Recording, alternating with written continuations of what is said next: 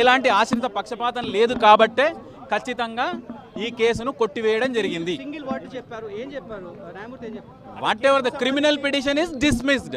ఆయన దాఖలు చేసుకున్న పిటిషన్ కొట్టివేయడం జరిగింది. ఆ రిలీఫ్ ఇంకేం ఉండదు. ఏదైతే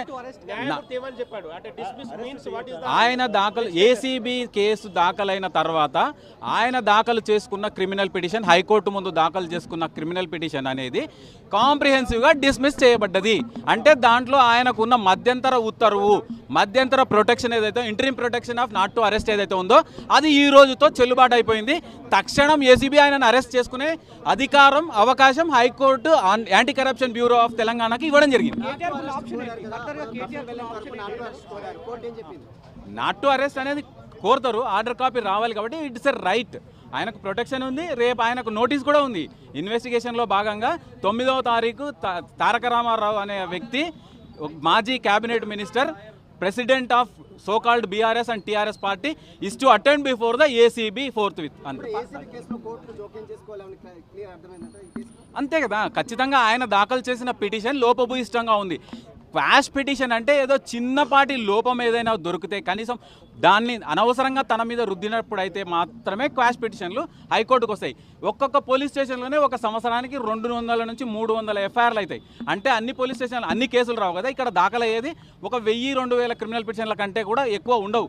పూర్తి స్థాయిలో ఒక క్యాబినెట్ మినిస్టర్గా, ఒక పార్టీ ప్రెసిడెంట్గా, after accepting 47 crores as electoral bonds, అవి election commission of India disclosed the same news in the form of affidavit before the honourable supreme court. అందులో స్పష్టంగా చెప్పింది బీఆర్ఎస్ పార్టీకి 47 కోట్లు గ్రీన్ కో కంపెనీ చెల్లించింది ఎలక్ట్రల్ బాండ్స్ రూపంలో. ఆ ఎలక్ట్రల్ బాండ్స్ మరి ఎఫ్ఈఓకి గ్రీన్ కోకి ఏం సంబంధం అంటే, ఎఫ్ఈఓ ఫార్ములా ఈ కార్ ఆపరేషన్స్ కంపెనీ ఏదైతే ఉందో అది 3 రోజుల ముందు రిజిస్టర్ కాబట్టి ఒక బుడ్డ కంపెనీ.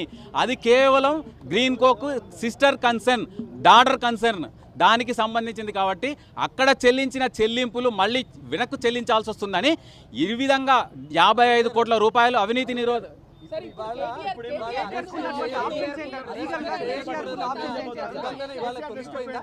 ఖచ్చితంగా అరెస్ట్ చేయకూడదన్న మధ్యంతర ఉత్తర్వులు, మధ్యంతర రక్షణ అనేది కొట్టివేయబడ్డది. పూర్తిగా ఆయన పిటిషనే కొట్టివేయబడ్డది కాబట్టి what ever the interim orders gets cancelled.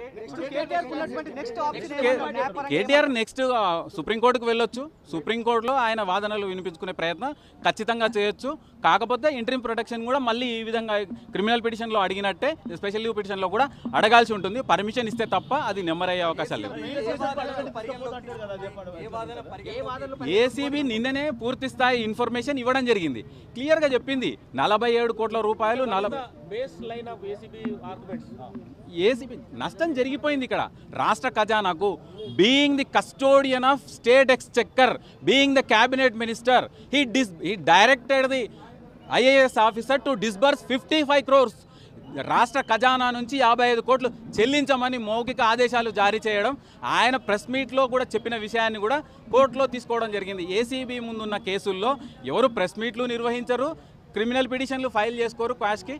కానీ వారు ఫైల్ చేసి ఆయన లేఖనాలను ఆయనే ఫిలప్ చేసుకోవడం వల్ల ఈ రోజు అది ఆశనిపాతంగా మారింది.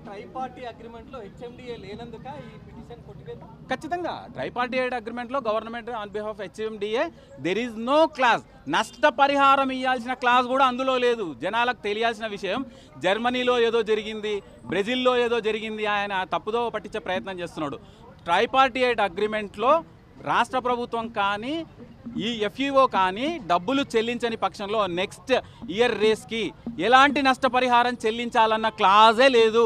క్లాజ్ లేకున్నా కూడా one of the party formula ఈ కార్ ఆపరేషన్ రేసింగ్ వాళ్ళ పాత్ర తొలగిపోయిన తర్వాత, వాళ్ళు 100 కోట్లు నష్టపోయిన తర్వాత కళ్ళు తెరుచుకొని రాష్ట్ర ప్రభుత్వానికి డబ్బులు కాపాడాల్సిన ఒక క్యాబినెట్ మినిస్టర్, ఆయన క్యాబినెట్ మినిస్టర్గా ప్రమాణం చేస్తున్నప్పుడు without fear or favour I'm taking swearing as minister for cabinet of Telangana అని చెప్పి కూడా రాష్ట్ర ఖజానాను కాపాడకుండా నష్టం చేకూర్చినందుకు ఖచ్చితంగా ఆయన శిక్ష అనుభవించాల్సిన పరిస్థితి. డెఫినెట్గా ఏసీబీ ఈజ్ ఎంటైటిల్డ్. ఏదైతే ప్రొటెక్షన్ ఉందో పోయింది కాబట్టి తక్షణం అరెస్ట్ చేసుకునే అవకాశం అయితే ఉంటుంది. నోటీస్ ఇచ్చిన పరిస్థితులు కూడా మనం చూడాలి. నోటీస్ ఎప్పుడు ఇచ్చిర్రు? నాట్ టు అరెస్ట్ కాబట్టి ఇచ్చిర్రు. ఇప్పుడు నాట్ టు అరెస్ట్ అనే ఇంటరిమ్ ప్రొటెక్షన్ లేదు కాబట్టి entitled, ACB is entitled to take the custody of KTR. అవసరం లేదు. అక్యూజ్డ్ పారిపోతుంటే చూస్తారా? అంటే రేపు వచ్చి మళ్ళీ పిటిషన్ ఈడీ కూడా హాజరు కావాల్సిందే. ఇది తప్పించుకొని తిరగడానికి అవకాశం లేదు. ఉంటుంది అందులో 409 కేవలం 7 సంవత్సరాలు. 7 సంవత్సరాల కంటే తక్కువ శిక్ష అర్హత ఉన్న సెక్షన్లలో మాత్రమే 41A అడిగే అవకాశం ఉంటుంది. అంతకంటే ఎక్కువ శిక్ష క్వాంటమ్ ఆఫ్ అఫెన్స్ పీరియడ్ ఉంటే దానికి అర్హతనే లేదు. 41 అడిగే అవకాశమే లేదు. ఇది పర్టికులర్గా కరప్షనే. Cabinet minister being the minister for cabinet, he is to protect the interest of the state, he is to protect the interest of the state exchequer. రాష్ట్ర ఖజానాను కాపాడాల్సిన వ్యక్తి.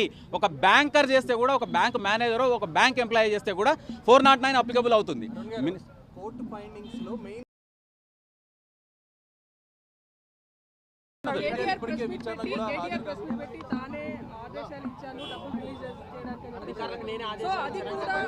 అది డెఫినెట్గా ఆశనిపాతమే. అది చేయకుండా ఉండవలసింది. కేసులు ఎదుర్కొంటున్న వ్యక్తులు ఎవరైనా సరే అక్యూజ్డ్, అనుమానాస్పదంతో ఉన్న వ్యక్తులు మాత్రమే, ఆరోపణలు ఎదుర్కొంటున్న వ్యక్తులు మాత్రమే. అటువంటి వ్యక్తులు లాకునాస్ ఫిలప్ చేసి నేనే చెప్పినా అని చెప్పి పూర్తి స్థాయిలో ఇరుక్కుపోయారు. ఆ ఎలక్ట్రానిక్ రికార్డ్ ఇన్వెస్టిగేషన్లో భాగంగా దాన్ని సంగ్రహించి ఛార్జ్షీట్లో ఫైనల్ రిపోర్ట్లో పొందుపరిచి విచారణ ముందు, కోర్టు ముందు దాఖలు చేసే అవకాశాలు స్పష్టంగా ఉన్నాయి. That's must be a fatal.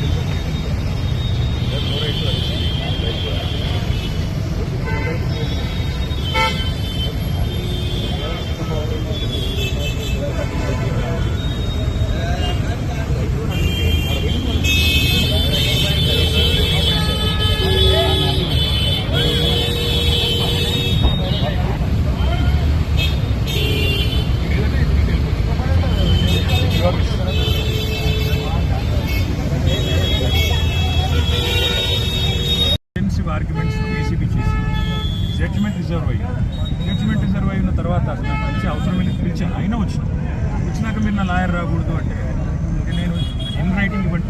Lawyer రాకూడదు, ఇన్ రైటింగ్ ఇవ్వండి. నేను ఉంటాను ఇక్కడ, వెయిట్ చేస్తాను. రోడ్డు మీద ఇక్కడ కూర్చొని ఇక్కడ ఇన్ రైటింగ్ ఇవ్వమంటే లాయర్ రావడానికి వీల్లేదు. లేదంటే మీరు ఉంటే వెళ్ళిపోతుంది. లేదు మీకు లెటర్ ఇచ్చి వెళ్ళిపోమంటే మీకే లెటర్ ఇచ్చి వెళ్ళిపోలేదు.